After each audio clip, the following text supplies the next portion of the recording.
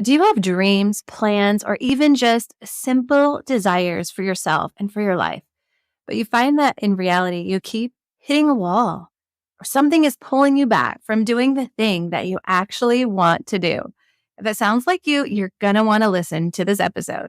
In today's episode, we're talking about the lies that we believe that hold us captive to a life that we don't want to live.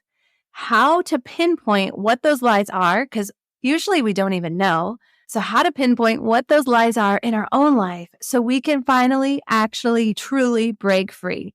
So if you're ready for a new zest for life and a newfound freedom, it's time to settle in and enjoy this episode. I recently came across a quote in a book that Chris and I have been reading, and it stuck with me. I actually even posted it on our Radiant Womanhood Instagram page recently. And then I just got into talking about it in stories on this day, my weekly deep conditioning, oiling my hair day. And I just started talking all about it because I couldn't wait to share this with you all.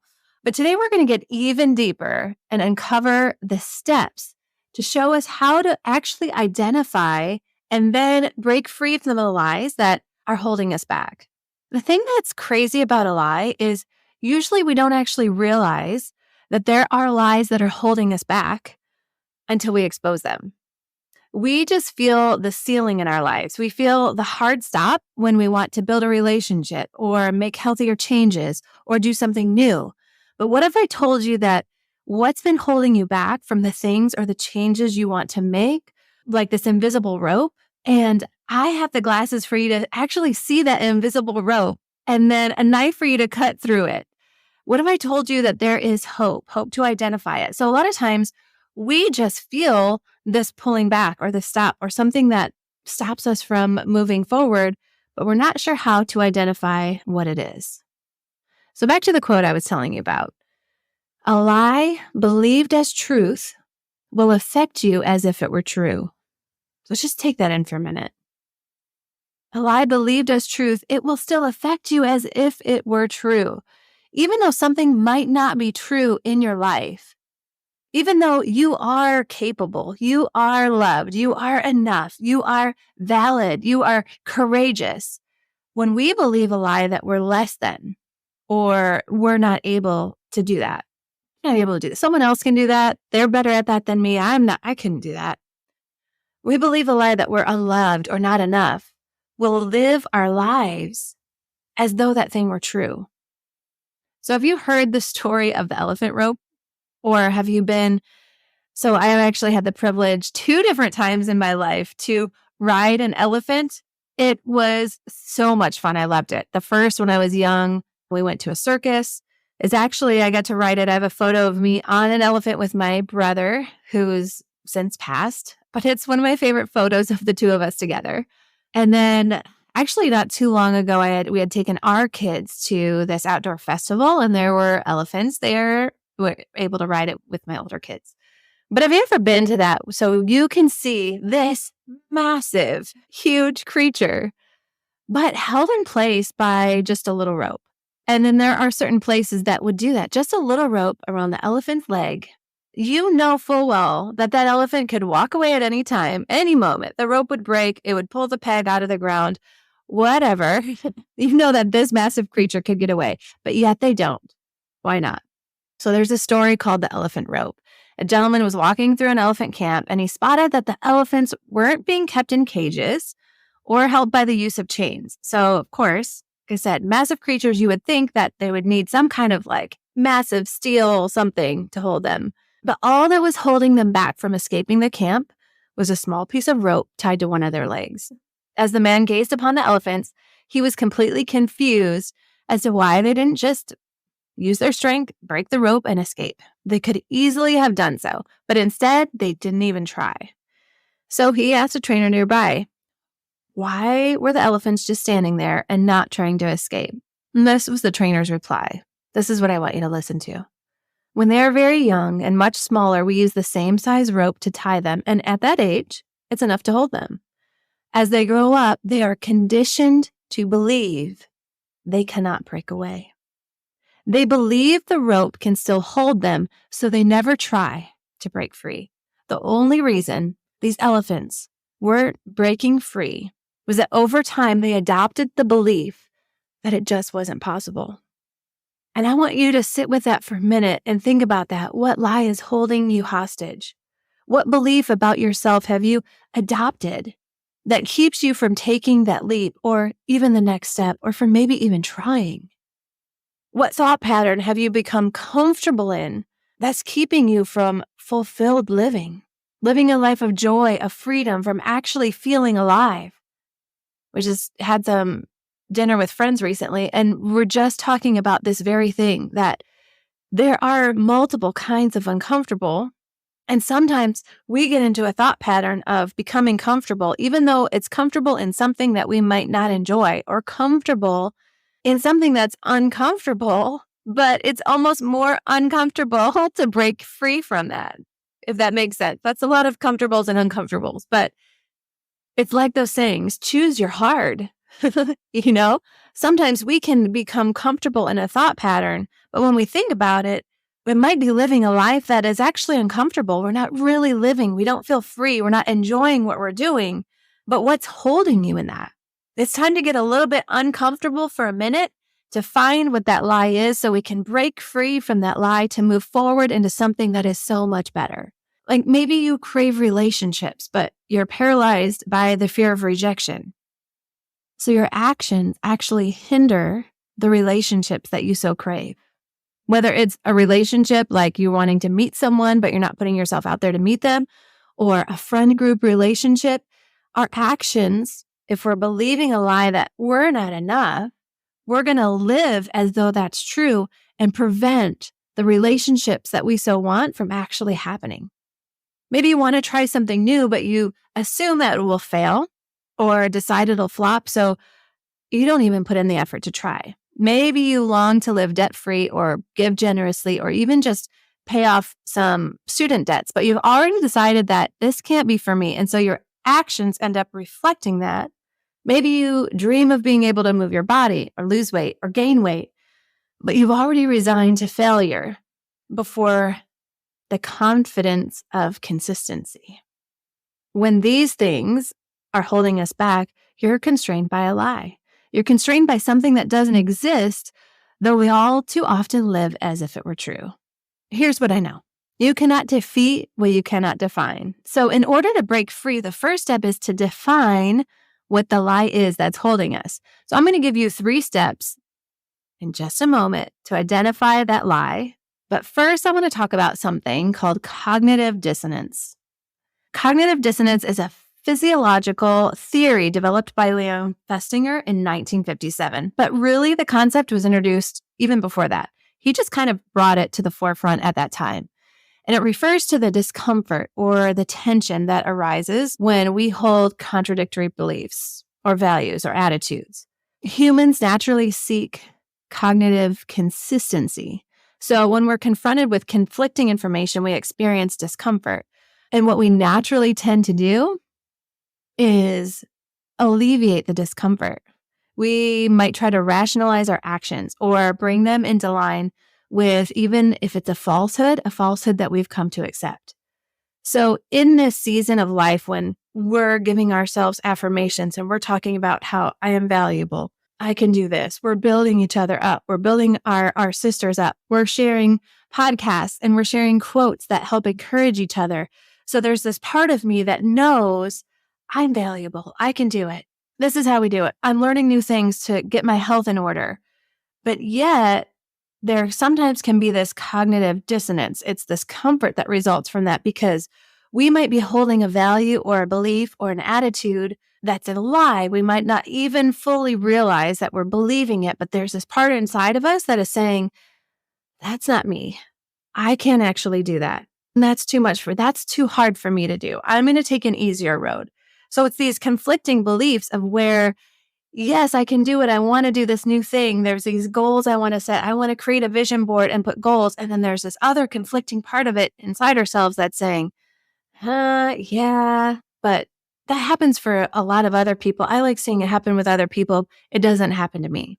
Sometimes it brings this inconsistency. And when that happens, when there's the inconsistency between what we believe and how we behave, We're motivated to have actions that will help minimize the feelings of discomfort. So when new information comes, a lot of times we can attempt to relieve this tension that we're hearing this new information, but then maybe that's just not for me. So we could reject it like that. That's not for me. Or we can explain it away. It would have worked, but you don't know my situation. Or maybe just avoiding the new information altogether. Let me explain a little bit of what this looks like. So everyone experiences it at some point and to some degree, but it doesn't mean that it's easy to recognize. So some signs of what you're feeling when it might be related to cognitive dissonance might be like feeling uncomfortable before doing something or before making a decision, or trying to justify or rationalize a decision that you've made or an action that you've taken. Feeling embarrassed or ashamed about something you've done, so trying to hide those things from other people. Sometimes it looks like doing things because of social pressure or a fear of missing out, that FOMO, even if it wasn't something you wanted to do. Y'all, I have been there. Have you been in that place where there's something that I don't actually really want to do that, but because of social pressure or the fear of missing out, that's something I'm going to move forward in. I'm going to go ahead and do that. It's these two conflicting beliefs, and yet it can be easier. We want to look for the most comfortable road, the most comfortable path ahead. And so I'm going to go ahead and do that thing because of the social pressure or because of the fear of missing out. Here's some examples, a little more of what that looks like. Maybe you want to be healthy, but you haven't made the choice or made the decision to exercise regularly, commit to that consistency, or eat a nutritious diet. So you want this, but you're feeling guilty as a result of not taking the action to make it happen. Or maybe you know that smoking, drinking too much, maybe there's some kind of addiction, it would be sugar in your life, where you know this is harmful to my health, but I do it anyway. But then you rationalize the action in whatever form, maybe pinpointing to high stress levels or time, whatever it might be. It's rationalizing a habit or a behavior that you don't really want to have, but there's something stopping you from breaking free from it. Maybe you'd like to build up your savings, but you tend to spend all that extra cash that you get as soon as you get it. A lot of times that will lead to regret or feeling bad about it later, especially when something unexpected comes up that you don't have the money to cover. So it's this feelings of the high from spending, from doing something that I don't want to do. I want to build up my savings. And then the guilt that comes when I don't have the money to cover something, an unexpected expense when it comes over. How do we reconcile these differing beliefs? These differing beliefs come when we haven't been able to pinpoint what that lie is inside of us that's holding us captive to one of those differing beliefs. It's holding us in the state of tight walking between where we want to be and then kind of believing that we can't. So it's almost like first we have to take a step back and identify the problem. We're not even going to look for the lie yet. We're going to identify the problem. Many times we can't really see the lie, well, because it's a lie. But what we can see is the problem or the issue that it's causing in our lives. This can lead us then to identifying what the lie actually is. Let's go back to talk about some of those things. Maybe the problem is an addiction. Maybe it's health or lack thereof in our body. Maybe it's debt and building up these insurmountable debts that we are wanting to take on. Maybe it's loneliness. Like the quote or the statement I made a little bit earlier, you cannot defeat what you cannot define. So we are going to get down to it and define the lie by taking a look at the problem. And so to do that, we need to take the second step, and that's asking probing questions. So first, again, we identify the problem, then we ask probing questions. So let's take a couple of our examples and dive into what that would look like, not just to identify the problem, but actually get down to the root, the lie that's holding us captive. Maybe the problem here is a self-destructive habit, an addiction. Maybe you can't seem to drive home from work without a cigarette, or you can't unwind without a drink. Maybe instead of keeping healthy relationships, you derail those and turn to toxic relationships. Maybe you can't stop to fuel up the car without filling up on sugar as well with soda and candy. Like it's these habits or these things like, I can't seem to break free from this. This is a self-destructive habit. This is an unhealthy habit in my life. So that's the problem. Let's identify the problem and then ask probing questions. So here's a few things that you can ask yourself once you know, okay, this is maybe a problem in my life. What drives this behavior? Is there a habit or a trigger for it? Every time this happens, then I do this. What's the trigger? What need is this meeting in my life? This habit or this unhealthy relationship? What need is it meeting? When did it start? Is fear driving this? And if so, what am I afraid of? These questions can be applied to anything. Maybe the problem is overspending and debt. Again, your goal this year is I want to pay off some of these debts. I have these financial goals. And yet, whenever I get some extra cash in my hand, I am overspending. My debt's still going up instead of down. The financial stability is getting to, or instability is getting to me. The same questions. What drives this behavior? Is there a habit or a trigger for my spending? When did it start? What need is this meeting in my life, or even how does this make me feel? Is fear driving this? If so, what am I afraid of? Is fear driving the overspending? Am I afraid of falling behind what everyone else is doing, or not looking cool enough when I don't have the coolest things? Or it just makes me feel really good to be able to go out and spend money on whatever I want when I get a little bit in my pocket?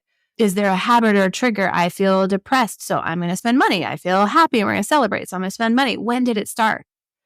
The probing questions are what allow us to see through the feelings and through the problem in front of us to be able to deal with the lie itself.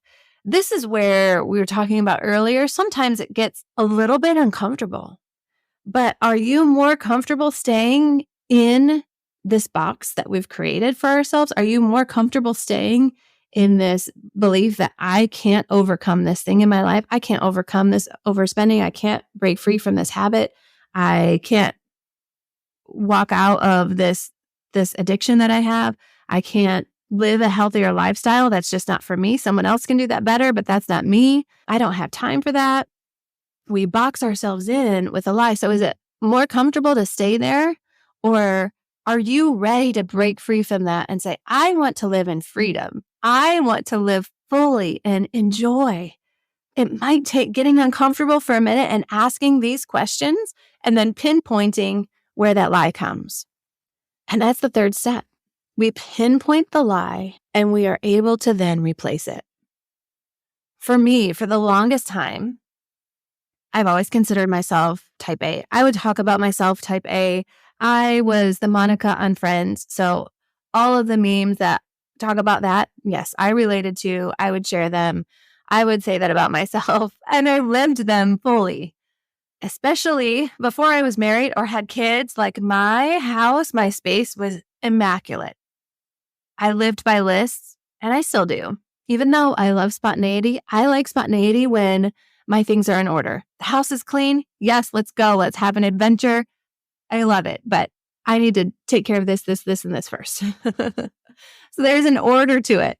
For a clean home, a clean space, I found so much value in it. Scientifically, there is value in it. I still find value in it. For me, though, where the problem came was that I was identifying with it so much that I began to let it identify me. I began to find my identity in this order, this state of my home, this cleanliness. I let the value in it become attached to my own value. I began to see my value attached to a clean home. But does my value lie in how clean my home is or how organized a space is? Of course not. And when we say it out loud, it sounds ridiculous, right? But that was the lie. That was the thing that was holding me back. And the thing is, I didn't realize that it was a lie that was holding me captive. I only felt the problem of it. I only felt the effects of it. I felt the anxiety that would rise with the mess or the lack of time before being able to properly clean before someone came to our home, or even just for the day. I find peace in a peaceful space. And that is still true. And that is scientifically valid. There is so much to it. But y'all, I also have 6 children living at home. We have a Great Dane the size of a small horse and a cat and a busy lifestyle. And we like to travel and we like to adventure. And those things are good. But I was letting the value that was attached to the state of my home be the thing that gave me my value. So I would feel I would feel the feelings of lack or the feelings of unworthiness or not enoughness when I couldn't keep up with the laundry that week or with the kids' messes or be able to do business and travel with the kids for this and then come back home and get them ready for school and couldn't take care of the laundry and this mess was here. And then I would feel like, well, I'm just not good enough. But here's the thing. With the anxiety that would rise before someone was coming to the house and things weren't clean enough, were my friends coming to my house to see a clean house? No, they were coming to see me. Did we have family that was coming over to visit because we had an organized closet? No, they were coming to have time with family. When we speak it out loud and when we get down to it and when we pinpoint, okay, here's the problem, let's break it down and ask some probing questions and see, why is my value attached to this? How does that make me feel? When did this start? All of these things. We begin to realize that there was an underlying lie that attached my worthiness to my space. Do I still like a clean home? Now, I can tell you that I vacuumed the house twice yesterday. So yes, clearly I do. But I also did it because I had time. I did it because it brought me joy. We are on a journey of clearing the clutter and reducing the excess in our home. So yes, absolutely. I still see the value and the science in a clean space. But because I was able to see the problem, the feelings of anxiety, the overwhelm, the anger, the not enoughness when it came to how clean our house was, I was then able to ask the probing questions and realize that somewhere along the line, I attached my very own value to this. So now, yes, I still like a clean home, but the cleaning is a gift to myself. It's a gift because it's how I do like how it makes me feel being in a space that's peaceful and clean. But now, when it's not enough, when there isn't enough time for all of the messes or the laundry or the things, it's okay because I know that I am enough, not attached to anything else. For me, knowing the lie of my value is dependent on the state of my home. Now, that third step, we pinpoint the lie and we can replace it. I am worthy and valuable and wanted and loved for me, not because of the state of anything else in my life. What's what I want for you? I want you to know that you don't have to be constrained by a lie. You don't have to stay in this box that's been holding you captive and stay in this thing that makes you not even want to try because it's a lie. That's the craziest part about a lie is we don't realize that there's a lie in our life until we begin to look at the problem and then ask the questions and then pinpoint the lie. So that's what I want you to take stock of today because I want you to experience the freedom in it. I don't want you, like me, experiencing anxiety and fear and anger and depression and all of these feelings over something that isn't even you. It was over me attaching my value to something outside of myself. But that's not living life fully. And so my encouragement to you today is to take stock. Where is there a problem in my life? Where is the thing that I want to change this year? Something I want to work on this year? Let me ask myself some tough questions, some probing questions, and see, is this attached to a lie?